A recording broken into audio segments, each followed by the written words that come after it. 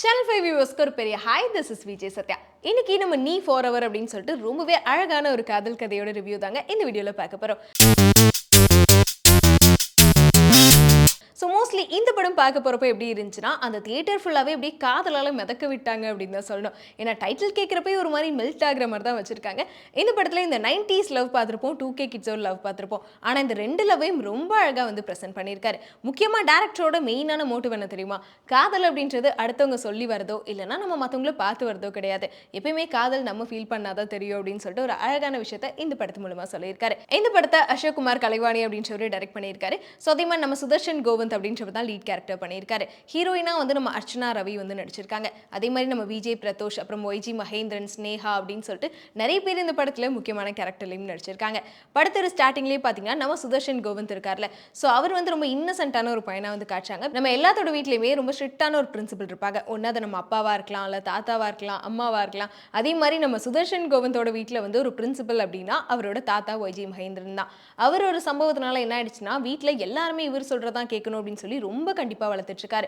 முக்கியமாக வந்து நம்ம சுதர்ஷன் கோவிந்த்லாம் பார்க்குறப்ப இந்த பிள்ளைய பார்த்தாலே பாவமாக இருக்கே அப்படின்னு சொல்கிற அளவுக்கு சின்ன வயசுலேருந்தே அவர் பேச்சு மட்டும் தான் கேட்கணும் அப்படின்னு சொல்லிட்டு அவ்வளோ அழகான பையனை அப்படி மாற்றி வச்சிருப்பாருங்க.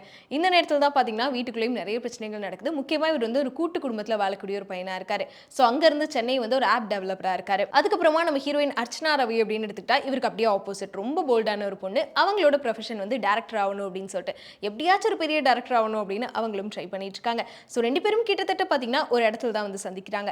என்னன்னா இவர் வந்து நீ ஃபார் எவர் அப்படின்னு சொல்லிட்டு ஒரு காதலுக்கான ஒரு ஆப் வந்து டெவலப் பண்ணுறாரு. ஆனால் அந்த விஷயம் வந்து ஃபெயில் ஆகிட்டே இருக்கு. பிகாஸ் அதை கொண்டு போய் கொடுக்குறப்பெல்லாம் வந்து ஒரு இடத்துல ஒருத்தவங்க கேட்குறாங்க, காதலுக்கான ஒரு ஆப் நீங்கள் உருவாக்குறீங்க அப்படின்னா இதுக்கு முன்னாடி நீங்கள் காதலிச்சதே கிடையாது, லவ்னா என்னன்னே தெரியாதவங்க எப்படி லவ் பற்றி ஆப் உருவாக்க முடியும் அப்படின்னு சொல்லிட்டு. ஸோ இந்த கொஸ்டின் கேட்குறப்ப நமக்குமே நிறைய டவுட் வந்திருக்கும். பிகாஸ் சின்ன வயசுலேருந்தே வந்து காதல்னா என்ன அப்படின்னு சொல்லி பார்த்து வளராத பையன், அவங்க தாத்தா பேச்சு மட்டுமே கேட்ட பையன், ஆனால் வந்து ஒருத்தனுக்கு ஒருத்தி அப்படின்னு சொல்லிட்டு இந்த டேட்டிங் ஆப்லாம் நிறைய இருக்கும்ல, அதெல்லாம் இல்லாமல் பிகாஸ் டேட்டிங் ஆப் அப்படின்னு எடுத்துக்கிட்டாவே ரொம்ப ஹேண்ட்ஸமான பசங்களுக்கு எப்பவுமே பொண்ணு கிடைச்சிடும். பட் சுமாரான பசங்களுக்குலாம் எப்படி பொண்ணு கிடைக்கும் அப்படின்னு சொல்லிட்டு எல்லாரும் கேட்டுட்டு இருப்பாங்க. அதே மாதிரி தான் இந்த நீ ஃபார் எவரில் எல்லாத்துக்கும் மேட்ச் கிடைக்கும் அப்படின்னு சொல்லிட்டு ஒரு இன்ட்ரெஸ்டிங்கான ஐடியாவோட தான் இவர் வந்து பண்ணுறாரு. இருந்தாலும் காதலை பற்றி இவர் கேட்டதும் கிடையாது, யார்கிட்டையும் பார்த்ததும் கிடையாது.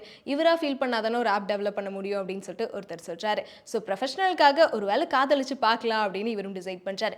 இந்த சைடு அப்படியே பார்த்தீங்கன்னா நம்ம அர்ச்சனா ரவி இவங்களும் போய் ஒரு இடத்துல வந்து கதை கொடுக்குறாங்க.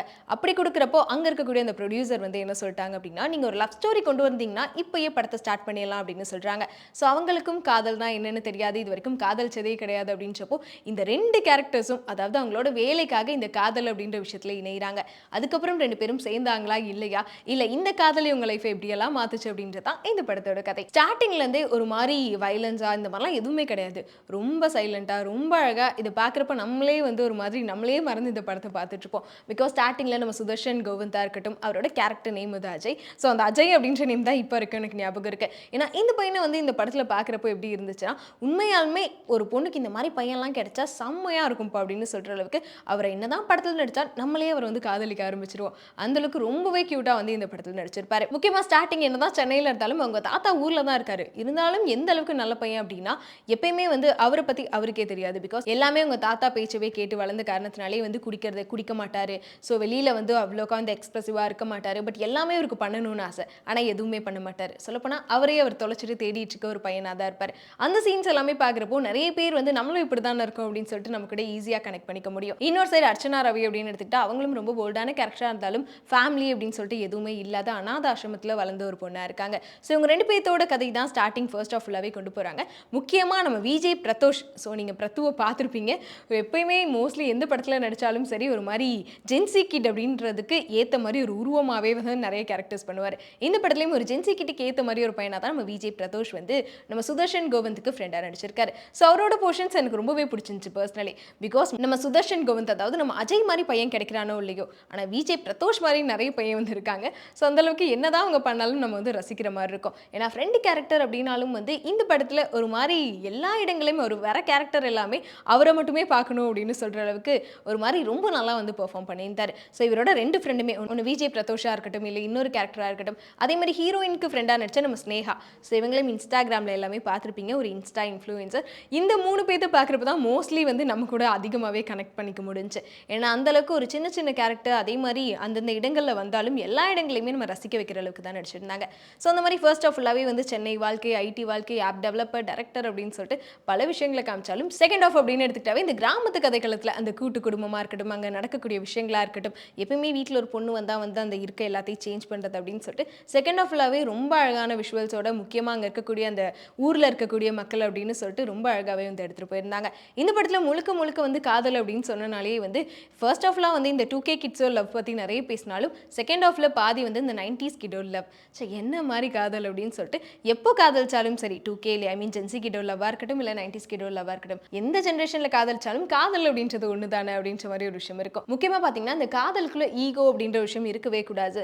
ஸோ நம்ம காதலை தாண்டி ஈகோ என்ன ஜெயிக்க போகுது அப்படின்னு சொல்லிட்டு பல கருத்துக்களை ரொம்ப அழகாக வந்து முக்கியமாக இப்போ இருக்க பசங்களுக்கு தேவைப்படுற கருத்துங்க. ஏன்னா இந்த ஈகோ அப்படின்ற விஷயத்தினால நிறைய பேர் பிரிஞ்சுட்டு இருக்காங்க. ஆனால் அப்படியெல்லாம் கிடையாது. காதலுக்கு முன்னாடி இந்த ஈகோலாம் ஒரு விஷயமே கிடையாது அப்படின்னு சொல்லிட்டு டேரக்டர் அவர் வாழ்க்கையே படமாக எடுத்திருக்க மாதிரி ரொம்ப அழகாக செகண்ட் ஆஃப் ஃபுல்லாகவே அழகாக கொண்டு போயிருப்பாங்க. ஸோ இந்த படம் பார்க்குறப்போ எனக்கு ஃபுல் அண்ட் ஃபுல் ஒரு மாதிரி ஃபீல் குட் மூவியாக தான் ஃபீல் ஆச்சு. ஏன்னா எப்பவுமே மோஸ்ட்லி கிரைம் த்ரில்லாக இருக்கட்டும், ஹாரர் படங்களாக இருக்கட்டும், இந்த மாதிரி நிறைய படங்கள் பார்த்துட்டு இருக்க நேரத்தில் ரொம்ப நாளுக்கு அப்புறம் நம்ம ரசித்து பார்க்கக்கூடிய, முக்கியமாக நம்மளும் இந்த படத்தை பார்த்துட்டு பேசாமல் லவ் பண்ணலாம் போலிகே அப்படின்னு சொல்கிற அளவுக்கு ஒரு காதலை இந்த அளவுக்கு எடுத்து சொல்ல முடியுமா அப்படின்னு தெரியல. பட் அந்த அளவுக்கு இந்த நீ ஃபார்வர் படத்தில் எடுத்து சொல்லியிருக்காங்க.